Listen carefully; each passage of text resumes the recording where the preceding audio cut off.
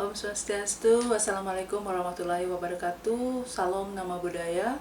Salam sejahtera untuk kita semua. Jumpa lagi dengan saya di sini, Niwayan Witarsih. Hari ini kita akan membahas tentang standar kompetensi lulusan berbasis KKNI sebagai acuan pengujian dan penilaian uji kompetensi. Latar belakang dari kenapa SKL berbasis KKNI dijadikan satu acuan dalam pelaksanaan uji kompetensi, yaitu karena Indonesia adalah negara yang mempunyai banyak sekali keunggulan untuk dapat berkembang menjadi negara maju. Salah satu sektor yang menjadi konsentrasi pemerintah saat ini adalah pengembangan sumber daya manusia untuk dapat bersaing di dunia internasional. Upaya-upaya yang dilakukan yaitu dengan cara pengenalan, pengakuan, dan penyetaraan. Kerangka Kualifikasi Nasional Indonesia atau sering kita kenal dengan nama KKNI secara khusus dikembangkan untuk menjadi suatu rujukan nasional bagi upaya-upaya meningkatkan mutu dan daya saing bangsa Indonesia di sektor sumber daya manusia. Pencapaian setiap tingkat kualifikasi sumber daya manusia Indonesia berhubungan langsung dengan tingkat capaian pembelajaran baik yang dihasilkan melalui sistem pendidikan maupun sistem pelatihan kerja yang dikembangkan dan diberlakukan secara nasional. Oleh karena itu, upaya peningkatan mutu dan daya saing bangsa Indonesia akan sekaligus memperkuat jati diri bangsa Indonesia itu sendiri. KKNI merupakan salah satu langkah untuk mewujudkan mutu dan jati diri bangsa Indonesia dalam sektor sumber daya manusia yang dikaitkan dengan program pengembangan sistem pendidikan dan pelatihan secara nasional. Setiap tingkat kualifikasi yang dicakup dalam KKNI memiliki makna dan kesetaraan dengan capaian pembelajaran yang dimiliki setiap insan pekerja Indonesia dalam menciptakan hasil kerja dan kontribusi yang bermutu di bidang pekerjaannya masing-masing. Upaya yang dapat dilakukan untuk mengantisipasi tantangan globalisasi pada sektor pengembangan sumber daya manusia adalah meningkatkan mutu pendidikan, mengembangkan sistem kesetaraan, kemudian meningkatkan kerjasama dan pengajuan timbal balik. Yang keempat, meningkatkan pengakuan dan kesetaraan kualifikasi. Acuan dari Pempres nomor 8 tanggal 17 Januari 2012 tentang KKNI. SKL SPA Jenjang 2 adalah pedoman untuk menentukan kompetensi lulusan peserta didik pada lembaga khusus dan pelatihan serta bagi peserta didik yang belajar mandiri. Baik, di sini kita akan berbicara tentang dasar hukumnya, yaitu Undang-Undang Nomor 20 Tahun 2003 tentang Pendidikan Nasional. Kemudian kita akan bicara tentang Peraturan Pemerintah Nomor 13 Tahun 2015 tentang perubahan kedua atas Peraturan Pemerintah Nomor 19 Tahun 2005 tentang Standar Nasional Pendidikan, kemudian Peraturan Presiden Nomor 8 Tahun 2012 tentang Kerangka Kualifikasi Nasional Indonesia, dan Pedoman Penyusunan Standar Kompetensi Lulusan Kursus dan Pelatihan tahun 2019. Tujuannya yaitu untuk dapat digunakan sebagai pedoman penilaian dalam penentuan kelulusan peserta didik pada lembaga khusus dan pelatihan, serta bagi yang belajar mandiri, dan sebagai acuan dalam menyusun, merevisi, atau memuktakhirkan kurikulum baik pada aspek perencanaan maupun implementasi. Kita lanjutkan untuk uraian programnya, yaitu di sini ada nama program adalah Kursus dan Pelatihan SPA Jenjang 2 KKNI. Kemudian kita lanjutkan ke tujuan program, yaitu tujuannya sebagai proses pembelajaran SPA Jenjang 2 KKNI. 3 yaitu manfaatnya yaitu untuk memberikan acuan pembelajaran bagi lembaga khusus agar dapat menciptakan peserta didik yang kompeten baik dari sisi pengetahuan, keterampilan, dan tanggung jawab pada bidang SPA untuk menjadi seorang terapis profesional yang kompetensinya sesuai dengan permintaan industri SPA. Kemudian kita ada kualifikasi pesertanya, yaitu minimal lulusan SLTP atau sederajat.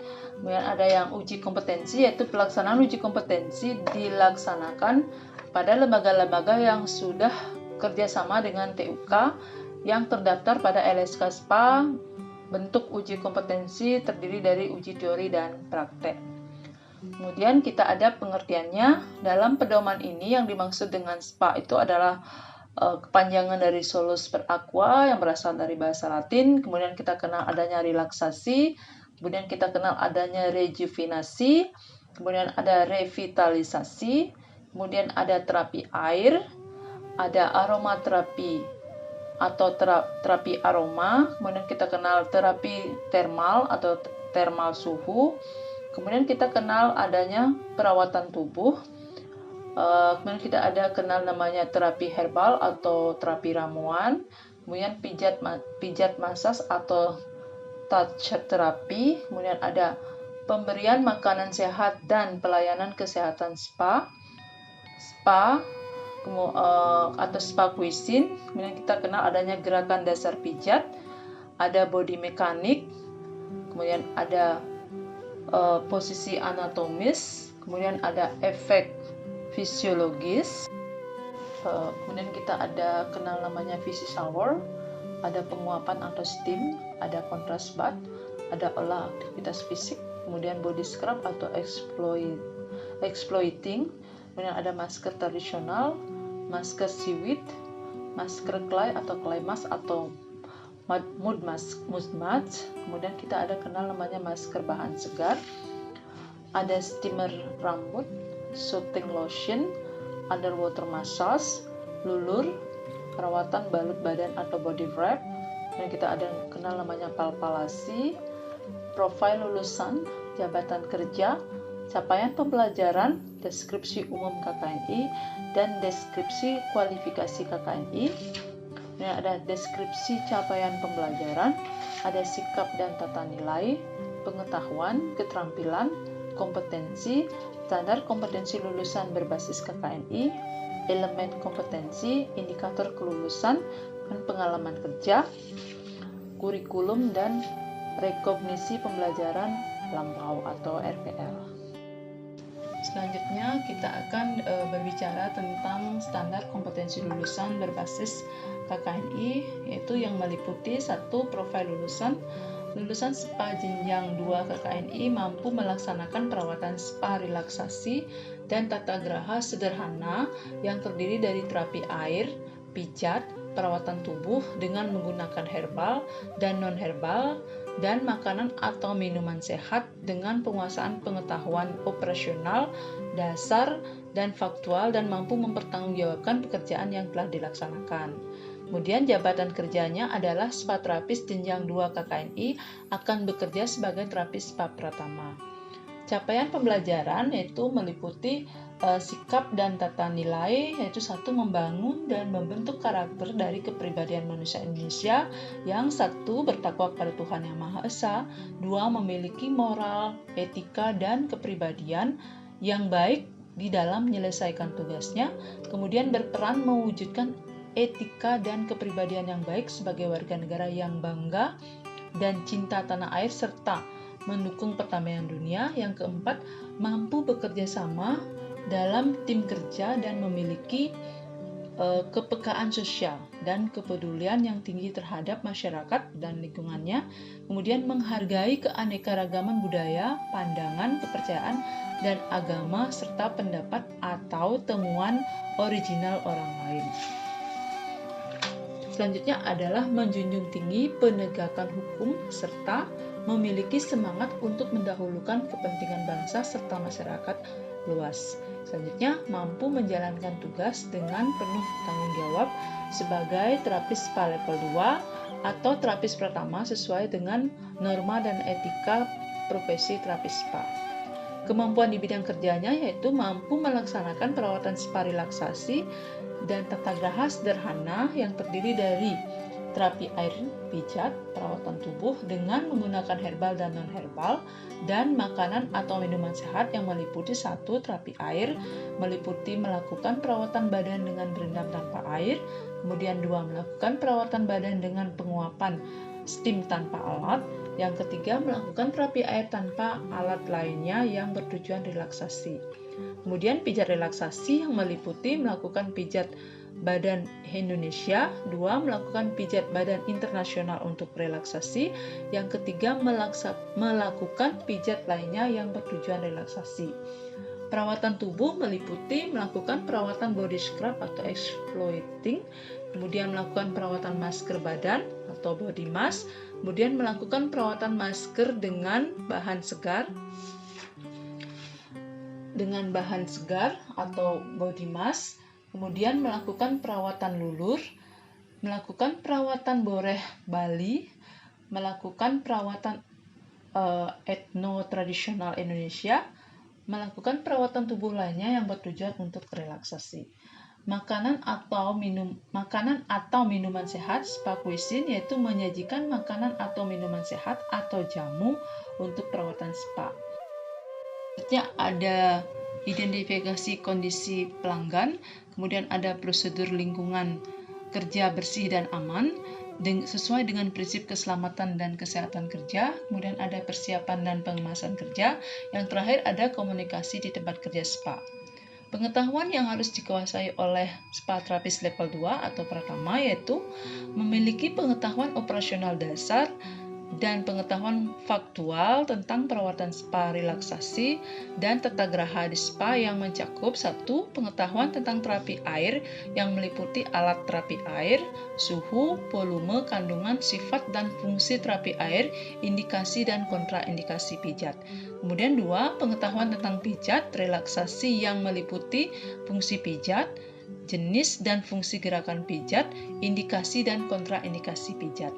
Kemudian pengetahuan tentang perawatan tubuh yang meliputi manfaat perawatan, jenis dan fungsi bahan perawatan, indikasi dan kontraindikasi perawatan. Kemudian yang keempat ada pengetahuan tentang makanan atau minuman sehat atau spa cuisine yang meliputi etika presentasi penyajian, jenis dan fungsi bahan makanan atau minuman sehat atau jamu. Kemudian yang kelima ada pengetahuan tentang anatomi, fisiologi dan keluhan pada kulit, otot, dan tulang. Kemudian yang keenam, pengetahuan tentang prosedur lingkungan kerja bersih dan aman sesuai dengan prinsip keselamatan dan kesehatan kerja yang meliputi hygiene sanitasi, P3K dan K3. Yang ketujuh, pengetahuan tentang persiapan dan pengemasan kerja spa, urutan pekerjaan, peralatan yang digunakan, kemudian persiapan pelanggan dan diri sendiri. Yang kedelapan yaitu pengetahuan tentang komunikasi di tempat kerja spa yang meliputi urutan pelayanan dan manfaat perawatan, prosedur komunikasi dan etika profesi. Kemudian di sini ada juga hak dan tanggung jawab pada bidang kerjanya, yaitu bertanggung jawab atas pekerjaan yang telah diselesaikan. Kita lanjutkan lagi ke dalam standar kompetensi lulusan yang meliputi dalamnya yaitu 1. Membangun dan membentuk karakter dan kepribadian manusia Indonesia. 2. Mampu melakukan perawatan terapi air. Terus selanjutnya ada melakukan pijat relaksasi. Kemudian ada melakukan perawatan tubuh. Kemudian ada menyajikan makanan atau minuman sehat atau jamu untuk perawatan spa. Dan ada melakukan identifikasi kondisi pelanggan untuk perawatan spa. Kemudian ada melakukan prosedur lingkungan kerja bersih dan aman, dan dilanjutkan dengan melakukan persiapan dan pengemasan kerja. Yang terakhir ada melakukan komunikasi di tempat kerja spa. Dan yang terakhir yaitu rekognisi pembelajaran lampau. Next, kita sudah ketahui bahwa program kursus dan pelatihan telah mulai berkembang sejak lama di berbagai negara maju, sehingga banyak jenis kursus dan pelatihan yang dikembangkan di Indonesia mungkin telah berkembang dengan baik di negara-negara lain. Perkembangan dunia pendidikan dan pelatihan juga harus melakukan kolaborasi dengan industri dunia kerja agar apa yang menjadi tujuan dari penyusunan standar kompetensi lulusan sesuai dengan apa yang dibutuhkan di Eduka.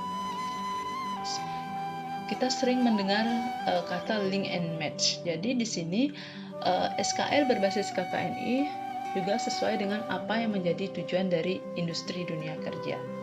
Vokasi kuat menguatkan Indonesia. Demikian presentasi saya hari ini. Om Santi Santi Om. Wassalamualaikum warahmatullahi wabarakatuh. Salam nama budaya, salam sejahtera untuk kita semua. Sampai jumpa di lain kesempatan.